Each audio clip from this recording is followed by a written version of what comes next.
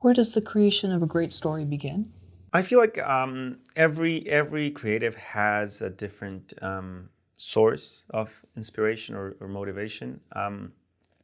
Maybe it's a feeling, maybe it's an image, maybe it's a memory, maybe all of them combined.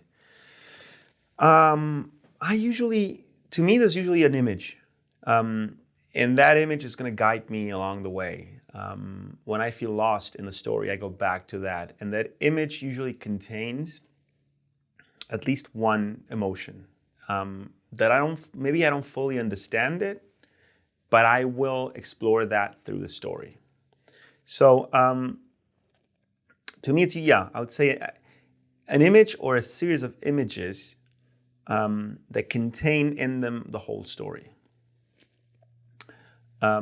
And it's the most mysterious thing because I can't fully explain it.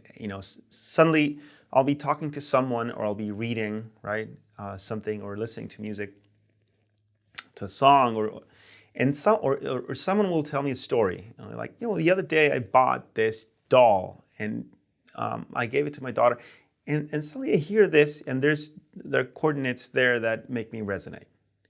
And I know that because I keep thinking about it. So if after a couple of days I keep thinking about it, and I'm talking about original stories, it's very different if you get a commission like, please write this story, right? If it's an original thing, if I keep thinking about it, and especially if I can tie to that other elements that I'm interested in, you start building a world, right?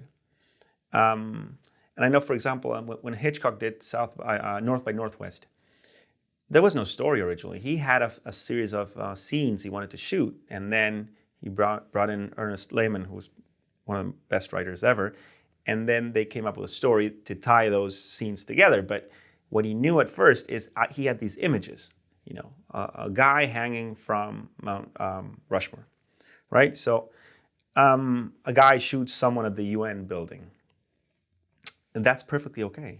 Of course, he's Hitchcock. He knew everything, but and then you tie those scenes together and you have a story. I like what Howard Suber, who taught at UCLA for 50 years, what he calls bisociation, which is when you bring together two elements that wouldn't necessarily coexist, but when you do, something new comes out, right? So and this happens in life all the time. So for example, if you're shooting underwater and you introduce, there's a fireplace down there. I'm being extreme. It doesn't belong there. But what that triggers is a series of connections, mental connections, right? Where suddenly you have to make that work. Chekhov did this in theater all the time, right? Introducing an element that doesn't belong, and that can set the story in motion. So going back to your original question, I think it's images that have an emotional backbone, and I have to figure out what that means to me. And then the story will very slowly, with patience, come out. And one thing I'd like to say about that is you got to be very careful, because you got to be patient with it, and also don't let it drag. You got to find a certain balance, because sometimes you just want to rush it. You're like, I want to know what the story is. And you'll have a lot of good ideas, but they're not necessarily clicking. So sometimes I'll do a very quick outline, and then I go back to it and realize this stays, this has to go, this is not really honest. This is me trying to get out of, of this situation quick enough to move on. It's a very organic process of discovery. You don't always have the luxury of time. I'm saying ideally, if you do, you want to find a balance between taking your time and not wasting time. Is that normal to become lost with your story? if you feel enough, of a pull toward it, whether it's about you personally or a character that you really, have fondness for, new writers, would you tell them that you will feel lost writing your story? Oh, absolutely. I wish someone had told me that you get lost. You get lost. I get lost very often. And you get lost mostly not because you don't know what you want, mostly because of expectations, you know. So sometimes you have an intuition, and that intuition says something, but you want to make it so much better and so original, and that you keep pushing, and suddenly you have doubts. And you have to try to go back to that original impulse, right? And again, the more time you spend with it, the more chances you'll get of figuring it out. But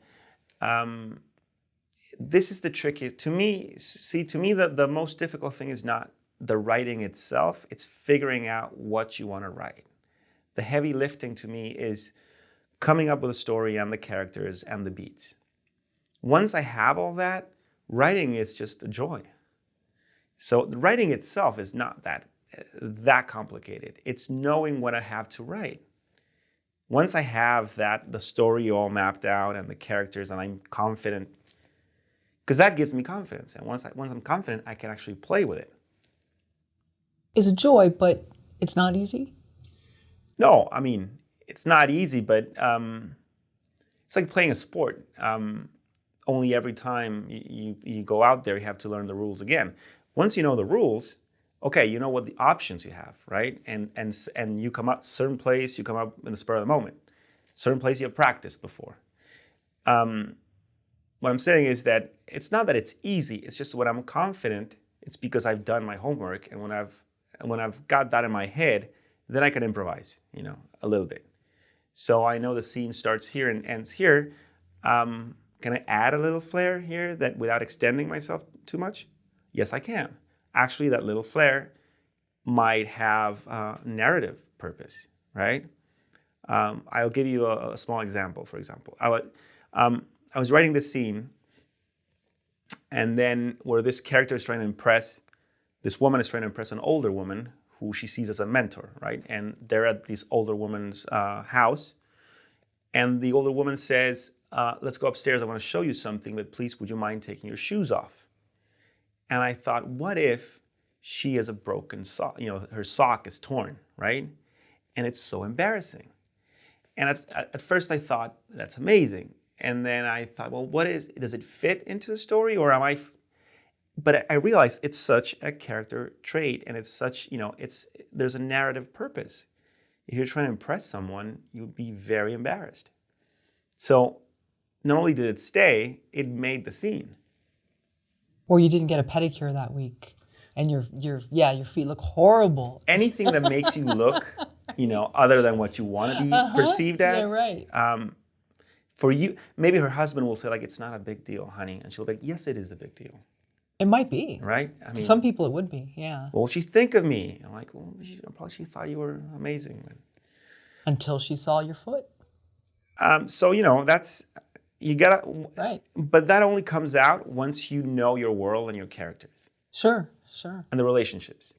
Right, I could see that being a real thing. I mean, because you go to people's homes all the time, and, oh, do you mind taking off your shoes? Oh, no problem. And then you go, oh, that's right. And then you're thinking, oh no. Yeah. What are they going to think? How didn't I think of this in advance? Right. You know, and that makes the character real.